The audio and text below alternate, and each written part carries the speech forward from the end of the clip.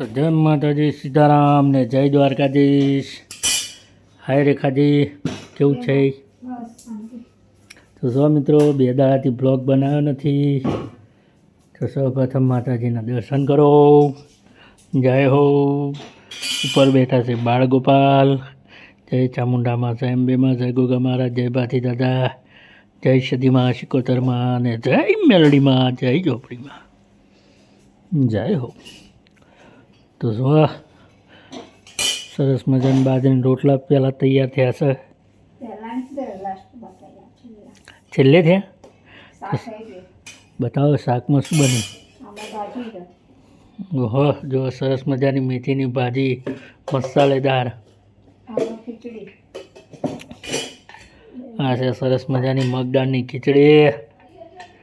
હા, તો મજા આવશે ખાવાની. હો, બાજરીના રોટલા. આપણો રોટલો ક્રંચી થવા દે, કડક.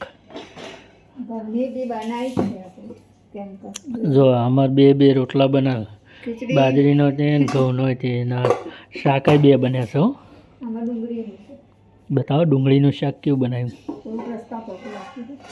ઓહો, જો આ છે ડુંગળીનું શાક, સરસ મજાનું રસ્સાવાળું.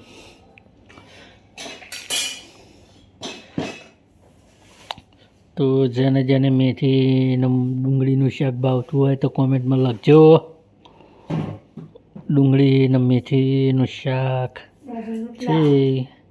બાજરીના રોટલા બની ગયા છે, ઘઉંની રોટલી બની ગઈ છે અને ખીચડી પણ બની ગઈ છે. આ ગરમા ગરમ રોટલા ને ગરમા ગરમ શાક ને ખીચડી. મજા આવે નહીં પણ શિયાળામાં બધું ખાવાની. બાજરીના રોટલા તો ઓર મજા આવે. થોડો બરે છે, કેમ કે ક્રન્ચી કરવા માટે. એટલે કડક કરીએ એટલે બરે તો ખરા, થોડે મજા આવી જાય. પણ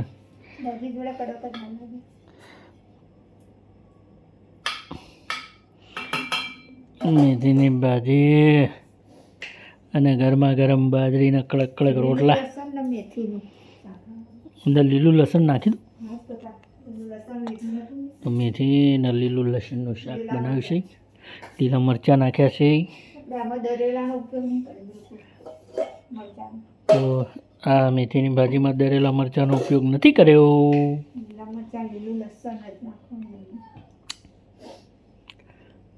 મજા આવશે ખાવાની. હે,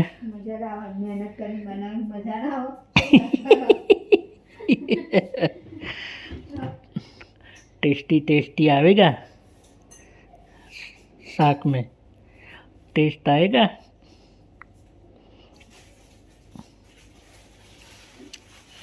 તો મિત્રો, જમવાનું તૈયાર થઈ ગયું છે અને હવે બનાવી રહ્યા છે દીવા કરવા માટે દિવેટો. તો જો તમારા રેખાબેન દિવેટો બનાવી રહ્યા છે.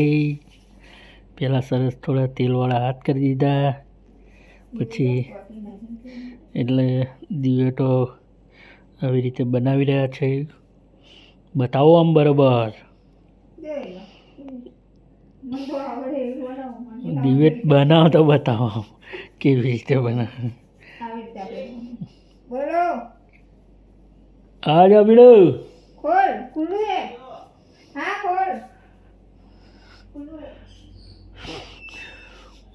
તો દીવાની તૈયારી થાય છે. જમવાનું તૈયાર થઈ ગયું, દિવેટો બની રહી છે દીવા માટે. અને અમારા હેતુભાઈ આવી ગયા છે. તો દીવો જોગણી માતાનો અમારે ત્યાં ભરીએ છીએ ગોમટોડાએ. નહીં તો બા બોલો, જય જોગણીમાં, જય માતાજી. બધા યુટ્યુબ પરિવાર મિત્રો અમારા જીતુભાઈના વ્લોગ જોજો, રેખાબેનના બંનેના. કે ને શું હું કહેતો, જોવાનું ભૂલતા નહીં અને લાઈક શેર સબસ્ક્રાઇબ કરવાનું પણ ભૂલતા નહીં. બોલો જય માતાજી. જય માતાજી. વાહ હિતુભાઈ, વાહ. અમારા હિતુભાઈ બોલ્યા છે.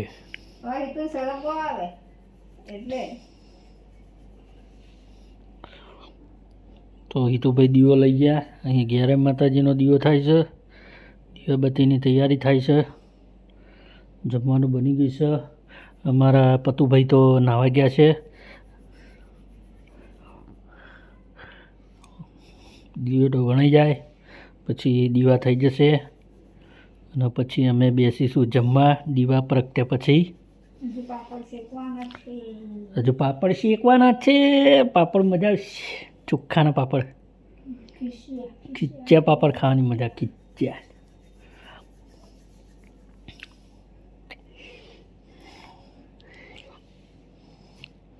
મિત્રો, બ્લોગમાં વોચિંગની તકલીફ છે. ચેનલ પણ અમારી ડાઉન જઈ રહી છે. તો મિત્રો, અમારા સબસ્ક્રાઈબ બનો, અમારા વિડીયોને જોવાનું રાખો અને તમારો સાથ સહકાર સપોર્ટ આપો, જેથી કરીને અમારી ચેનલ આગળ વધે. તમારા સાથ સહકારથી તમે અત્યાર સુધી જે આટલા યુટ્યુબ પરિવાર મિત્રોએ જે સપોર્ટ આપ્યો છે બદલ ખૂબ ખૂબ ધન્યવાદ બધાનો. રેખાજી, આપણા યુટ્યુબ પરિવાર મિત્રોને અને બધાને કંઈક કહો કે આપણી ચેનલને સપોર્ટ કરે આમ સામે જોઈને. તો મિત્રો, અમારી ચેનલ જોજો, શેર સબસ્ક્રાઈબ કરજો નવા હોય તો, અને અમારી ચેનલને સપોર્ટ કરજો. અમારા વિડીયો જોજો, અમારા વિડીયો જોતા રહેજો, તમારો સાથ આગળ સહકાર. વધારજો. અમારા વિડીયોને અમારી ચેનલને સપોર્ટ કરવાવાળાઓને અમારા માતાજી સદાય ખુશ રાખે. મા ચામુંડા, જય કુળદેવીમાં, હે મારી સદીમાં સિકોતરમાં જય હું. તો ચલો હવે બ્લોગનો વિરામ આપીએ. બાય બાય કહી દો બધાને. બાય બાય, જય માતાજી, જય શ્રી કૃષ્ણ, જય દ્વારકાધીશ. આપણે દીવા ભરીએ એટલે